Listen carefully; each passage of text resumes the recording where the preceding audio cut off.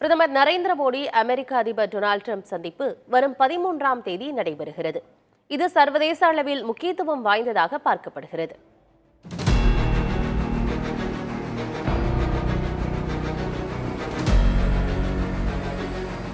அமெரிக்காவின் அதிபராக இரண்டாவது முறையாக டொனால்டு டிரம்ப் கடந்த மாதம் 20ஆம் தேதி பதவியேற்றார். இதில் இந்தியா சார்பில் வெளியுறவுத்துறை அமைச்சர் ஜெய்சங்கர் கலந்து கொண்டார். பதவியேற்பு விழாவுக்கு பிரதமர் மோடியை டிரம்ப் அழைக்கவில்லை என்று கூறப்பட்டது. ஆனால் கடந்த 27ஆம் தேதி இரு தலைவர்களும் தொலைபேசியில் முக்கிய பேச்சுவார்த்தை நடத்தினர்.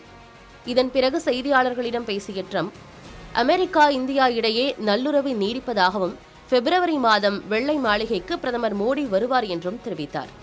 இச்சூழலில் வரும் 13ஆம் தேதி அமெரிக்க அதிபர் டிரம்பை பிரதமர் மோடி சந்தித்து பேச இருக்கிறார்.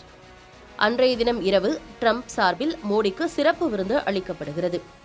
இரு தலைவர்களின் சந்திப்பு சர்வதேச அளவில் முக்கியத்துவம் வாய்ந்ததாக கருதப்படுகிறது.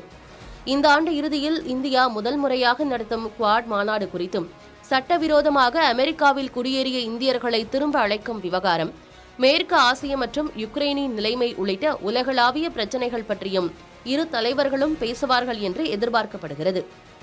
பிரான்ஸ் தலைநகர் பாரிஸில் வரும் 10 மற்றும் 11ஆம் தேதிகளில் நடைபெறும் AI எனப்படும் செயற்கை நுண்ணறிவு மாநாட்டில் பிரதமர் நரேந்திர மோடி பங்கேற்கிறார். அங்கிருந்து 12ஆம் தேதி அமெரிக்க தலைநகர் வாஷிங்டன் செல்கிறார். 13ஆம் தேதி டிரம்ப் சந்திப்பை தொடர்ந்து மறுநாள் அமெரிக்க தொழிலதிபர்கள் மற்றும் இந்திய வம்சாவளியினரை பிரதமர் மோடி சந்தித்து பேசுகிறார்.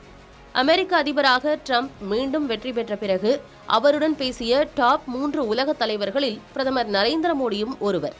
இருவருக்கும் தனிப்பட்ட முறையில் நல்ல நட்புறவு உள்ளது. டிரம்ப் தனது முந்தைய பதவிக்காலத்தில் கடைசி வெளிநாட்டு பயணமாக இந்தியாவுக்கு வருகை தந்தார்.